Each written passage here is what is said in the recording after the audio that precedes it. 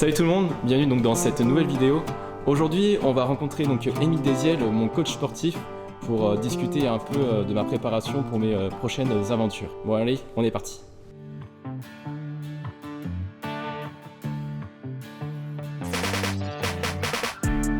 Absolument, j'ai pas de problème. Ouais. Donc est-ce que tu as quelques points à aborder justement par rapport à cette préparation physique? Ben écoute, on pourrait commencer par un petit peu là, revenir dans le temps. Ouais. Donc, si tu reviens de cet été, donc au mois de septembre, Ouais. tu t'es pas entraîné de l'été vraiment, Non. pas du moins pas physiquement ou dans la préparation qu'on avait faite l'année passée. Ouais. L'année scolaire passée. Et parce qu'on travaille depuis ensemble depuis début d'année Ouais. 2024. Donc là, on avait une préparation jusqu'à Noël, donc 3 mois et demi à peu près.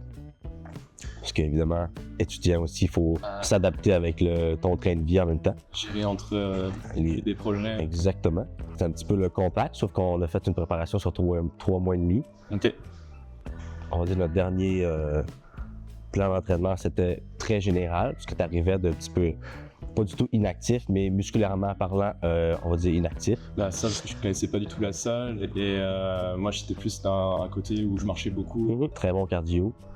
Fait qu'il y a une bonne base, mais c'est pour ça qu'on avait fait de quoi de plus globalement musculaire pour juste développer ton corps général.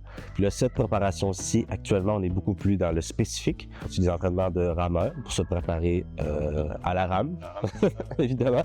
Et donc, après, il y avait quelques aussi points à améliorer qu'on a pu remarquer. Observer, oui. La partie haut du corps, que c'était vraiment mon gros souci, et encore un peu.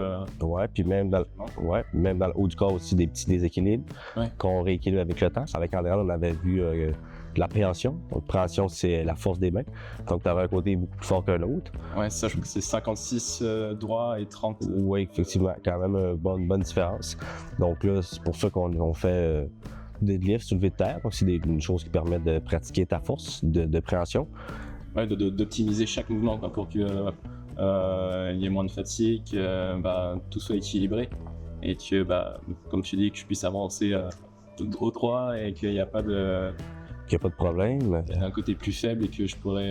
qui pourrait être plus problématique, là. Voilà, c'est ça. Contrainte plus qu'autre chose. Exactement. Puis aussi de pratiquer la technique du rameur aussi. Ouais. Parce que d'optimiser quel groupe de muscles on travaille, parce qu'il y a des groupes de muscles qui sont beaucoup plus faciles à fatiguer que d'autres. Oui.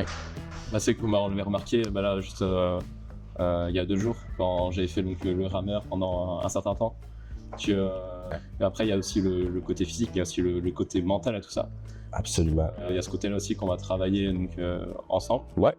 Et donc, tu m'avais parlé un peu sur la méthode de visualisation.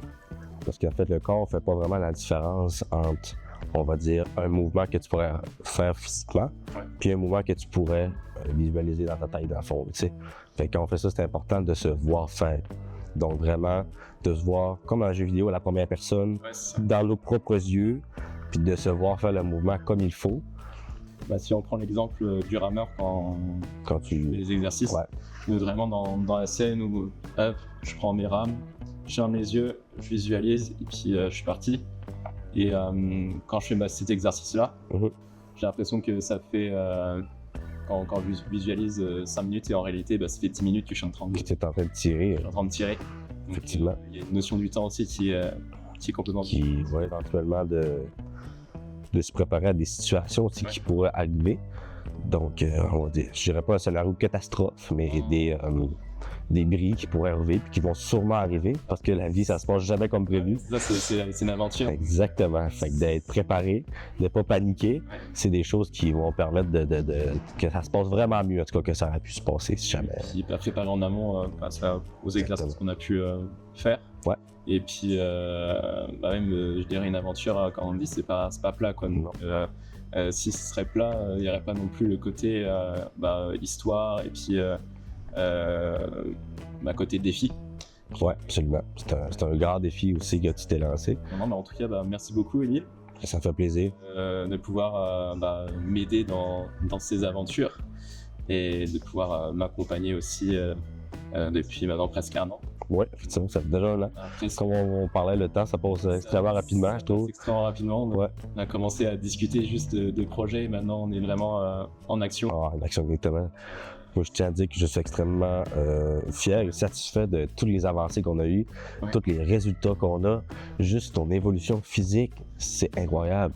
Comme on disait tantôt, t'es passé d'une baguette à une miche de pain. Là. Je veux dire, t'as changé du tout au tout vraiment. Puis même mentalement, t'es encore plus près que t'étais, je pense. Puis c'est un travail d'équipe, parce que même si je te donnerais tous les outils, si t'y prendrais pas, ça serait pas efficace exactement. Fait que c'est un travail à deux.